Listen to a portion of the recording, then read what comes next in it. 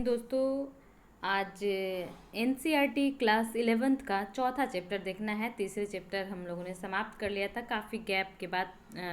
आज चौथा chapter start हो रहा है। इसके लिए मैं माफ़ी चाहती हूँ कि कंटिन्यूटी में ब्रेक आया, लेकिन आइए अब शुरू करते हैं। स्वर एवं लयबद्ध या तालबद्ध शब्दों से निर्मित रचना को गीत कहते हैं। रचना में शब्द चाहे सार्थक हो या निरर्थक, भावयुक्त अभिव्यक्ति ही गीत रचना का उद्देश्य होती है। गीत रचना का सौंदर्य उसमें अभिव्यक्ति का आकर्षण तथा मनोरंजन का तत्व उत्पन्न करने के लिए विभिन्न सांगीतिक तत्वों का प्रयोग समाविष्ट रहता है। इन्हीं सांगीतिक तत्वों से भिन्न भिन्न प्रयोगों की सांगीतिक विधाएं अलग अलग रूप में पहचानी जाती हैं, जैसे ध्रुपद, धमार, ख्याल, ठुमरी, टप्पा, तराना, चतुरंग, लक्षण गीत, भजन, कव्वाली आदि। एक और ये सांगीतिक विधाएं उत्तर भारत में हिंदुस्तानी संगीत, शास्त्रीय संगीत के स्वरूप को प्रकाशित करती हैं। वहीं दूसरी ओर इस प्रकार दक्षिण भारत में कर्नाटक संगीत की अनेकानेक विधाएं उसके स्वरूप को स्पष्ट करती हैं। ऐसा माना जाता है कि प्राचीन काल में ऋषि मुनि संस्कृत के मंत्रों को गाकर ईश्वर की आराधना करते थे। धीरे धीरे लय, ताल व छंद आदि का विशिष्ट नियमों के आधार पर प्रयोग करते हुए श्लोक, स्तोत्र, जातिगान, प्रबंध आदि के रूप में सांगीतिक विधाओं को उनके भिन्न भिन्न भागों, धातु व अंगों अथवा अन्य सांगीतिक तत्वों के अनुरूप भिन्न भिन्न नाम प्राप्त होते रहे। कालक्रम में तत्कालीन संगीत विधाओं के तत्वों में नवीन रुचि के अनुरूप मिश्रित किए गए तत्वों से समय समय पर नवीन विधाओं के उद्दीपित होने की निरंतरता सदैव बनी रहती है और नई नई गेय वादन विधाएं विकसित भी होती रहती हैं। कभी कभी ये विधाएं अपना प्रभाव नई विधाओं पर छोड़ने के उपरांत लुप्त हो जाता है। आधुनिक समय में प्रचलित सांगीतिक विधाओं पर पूर्व प्रचलित विधाओं के प्रभाव को स्पष्ट दृष्टिगोचर है। ध्रुपद से प्रबंध के विधा को सबसे महत्वपूर्ण माना जाता है। इसके 4 भाग हैं। 4 धातुओं में उद्ग्राह, मेलापक, ध्रुव और अभोग कहा गया है और 6 अंगों को स्वर, विरुद्ध, तेनक, पाद, पाठ व ताल के रूप में नाम दिए गए हैं। यह विधा लगभग 10वीं से लेकर 13वीं शताब्दी तक भारत में प्रचलित रही।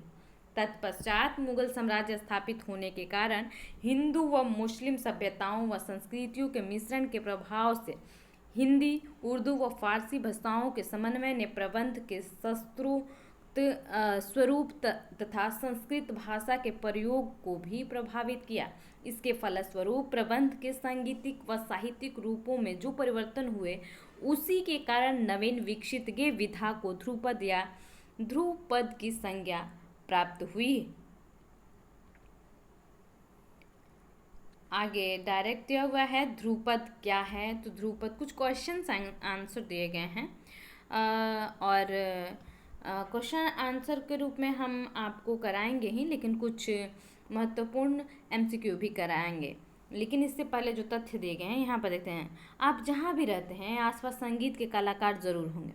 किसी भी कलाकार से मिले और वह जिस सांगीतिक विधा में प्रस्तुति देते हैं उसके बारे में जाने। जानकारी हासिल करने के लिए कुछ संकेत बिंदु दिए जा रहे हैं। विधा, परिवार में संगति, विधा प्रस्तुत करने की विधि, शब्द, किसी भी रचना की स्वरावली, ताल या लय एवं उसके प्रकरण, प्रस्तुतिकरण में सहयोगी, गुरु जिनसे शिक्षा प्राप्त की गई। ये उस्ताद वसीफुद्दीन डागर हैं, ध्रुपद कलाकार हैं। और ध्रुपद क्या है, आइए ध्रुपद के बारे में देखते हैं। ध्रुपद शब्द 2 शब्दों के योग से निर्मित हुआ है, ध्रुव प्लस पद, जिसका शाब्दिक अर्थ होता है पद जो अटल है और जिसमें वाक्य, वर्ण, अलंकार, लय, यति आदि स्पष्ट रूप में दिखाई देते हैं। ध्रुव का अर्थ है ईश्वरोपासना तथा पद का अर्थ है पद रचना, अर्थात ध्रुव पद का अर्थ है ईश्वरोपासना में गाए जाने वाले पद। महान संगीतकार तानसेन के अनुसार 4 तुकों से युक्त शुद्ध अक्षर वाली 9 रसों से युक्त रचना ध्रुपद है। ध्रुपद की वंदिशें प्रायः हिंदी, उर्दू, व्रज भाषा में मिलती हैं, हालांकि हिंदी की वंदिशें अधिक प्रचार में हैं। प्राचीन काल में ध्रुपद गायकों को कलावंत कहा जाता था।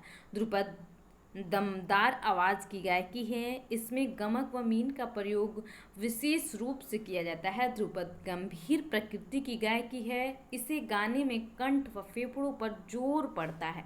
ध्रुपद की संगत अधिकतर पखावज जैसे गंभीर वाद्य से होती है, किंतु अब तबले को भी संगतवाद के रूप में प्रयुक्त किया जाता है। ध्रुपद के साथ बजाई जाने वाली तालों में चौताल, सूल ताल, तीव्र ताल, ब्रह्म ताल आदि समाविष्ट है। प्रायः ध्रुपद की बंदिशे के 4 भाग हैं: अस्थाई, अंतरा, संचारी, अभोग। हकीम मोहम्मद करम इमाम के मादोनुल मुस्की नामक ग्रंथ में ध्रुपद शैली के 4 बानियों का उल्लेख है। किसमें है उल्लेख? तो मादोनुल मुस्की में। और ये कौन लिखा है? तो हकीम मोहम्मद करम इमाम लिखे हैं। और इसमें जो 4 बानियाँ हैं, पहली बानी है खंडहार बानी, नौहार बानी, डागुर बानी, गोबरहार बानी। ध्रुपद के गायन में प्रारंभ में नोम, तोम, री, ते आदि बोलों से मंद्र, मध्य तथा तार सप्तक में आलाप करते हैं। धीरे धीरे आलाप की लय बढ़ते जाते हैं। फिर ध्रुपद गायन बंदिश से प्रारंभ होता है। ध्रुपद गाने में विभिन्न लयकारियों का प्रदर्शन गायक कुशलतापूर्वक करते हैं। इन लयकारियों में आड़, दुगुन, तिगुन, चौगुन, छगुन, 8 गुण आदि लयकारियाँ होती हैं। ध्रुपद गायन में गमक तथा मीण का प्रयोग विशेष महत्व रखता है। इसमें मुर्की तथा ताने वर्जित हैं। ध्रुपद में प्रायः वीर, रौद्र, शांत, श्रृंगार, करुण तथा भक्ति रस की अभिव्यक्ति होती है। ध्रुपद गायकों में प्रमुख रूप से वसीफुद्दीन डागर, बहराम खां, बंदे खां, ज़कीरुद्दीन मलिक, उस्ताद अमीनुद्दीन डागर, पंडित अभय नारायण मलिक, पंडित विदुर मलिक आदि के नाम उल्लेखनीय हैं। आगे ख्याल पढ़ना है। अभी हमें दीजिए इजाज़त। जय हिंद।